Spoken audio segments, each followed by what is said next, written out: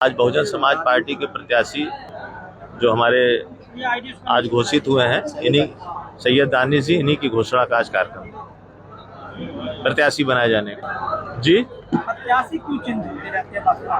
प्रत्याशी के बसपा के चेंज होते रहते हैं, ये कौन सी बात है? जब आखिर क्या वजह रही आपने बसपा को अपना प्रत्याशी बदलना पड़ा? कोई वजह नहीं रही।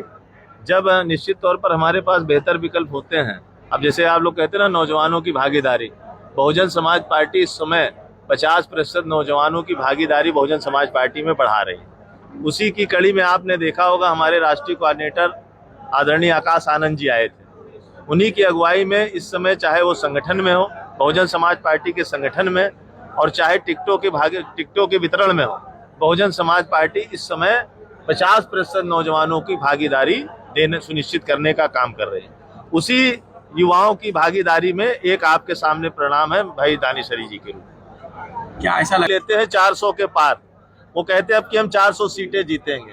अब उसमें हो सकता है नेपाल की सीट भी जोड़ लेते हो, उसमें हो सकता है पाकिस्तान की भी सीट जोड़ लेते हो, और उस 400 सीट को पा नहीं रहे हैं, बल्कि छोटे छोटे बड़े बड़े सबको मिला जुला करके वॉशिंग मशीन में धुल करके ला करके खड़ा कर रहे हैं। अब आपके सामने एक और गठबंधन बना है। अगर उनको खुद पर, अपने जनाधार पर, अपने कार्यकर्ताओं की काबिलियत पर भरोसा होता तो बहुजन समाज पार्टी की तरह वो अपने दम पर अकेले चुनाव लड़ने का काम करते हैं। इसलिए हमारा जनाधार कम नहीं हुआ है इस देश के अंदर। बी टीम है बसपा। सपा कह रही है कि बसपा तो बी टीम है भाजपा नहीं। अब सपा समाजवादी पार्टी क्या करी उसको वो जाने, लेकिन बी टीम कौन है ये पूरा देश जानता है।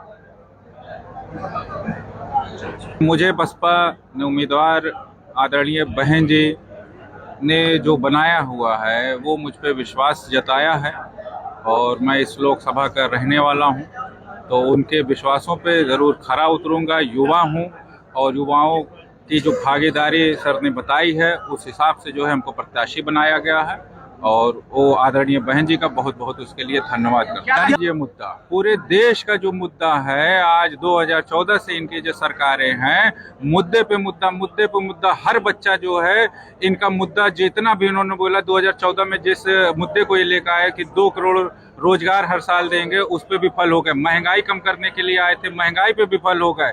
इन्होंने स्मार्ट सिटी बनाने की बात कही थी। आज हम लोग लखनऊ में जब जाते हैं तो कोई स्मार्ट सिटी का नहीं, घोटाले पे घोटाला। हर स्मार्ट सिटी को 100 करोड़ रुपए मिला था, उसका आज भी कहीं जो है किसी मेट्रो सिटीज में देखने को नहीं मिलता। इतने सारे मुद्दे हैं, मैं क्या क्या बताऊंगा। और 5 साल के कामों को किस तरह से आप देखते हैं यहाँ के सांसद? देखिए, जब कोई सांसद काम करेगा तो यहाँ की जनता परिवर्तन नहीं लाएगी, लेकिन यहाँ की जनता चीख चीख के कह रही है कि अब बहुत हो गया। 10 सालों में जिन मुद्दों पे ये आए, चाहे लोकल के मुद्दे पे आए, इन्होंने कतई जो है कोई काम नहीं किया, सिवाय और जो बाहरी यहाँ आया वो सिर्फ हमारे संत कबीर नगर धरती को चरने का काम किया।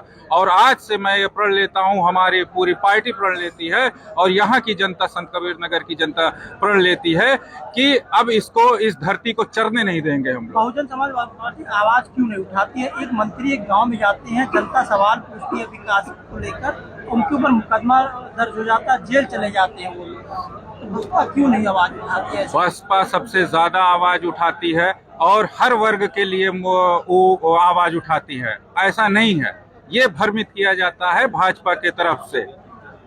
और हर जगह मुख्तार अंसारी साहब का जब वो हुआ तो बसपा ने सबसे पहले आवाज उठाई। आजम खां को जब जो है भाजपा ने वो किया तो भी जो है बसपा ने जो है वो आवाज उठाने का काम किया। क्या लगता है आपको, क्यों नहीं, माइनॉरिटी वोट जो है यहाँ सबसे संत कबीर नगर में धरती में ज्यादा है। हम लोगों का वोट और हम लोगों के मुद्दे, जो जनहित के मुद्दे हैं, उसको लेके हम लोग जनता के बीच में है, और जनता हमारे साथ है, हर वर्ग के लोग हैं।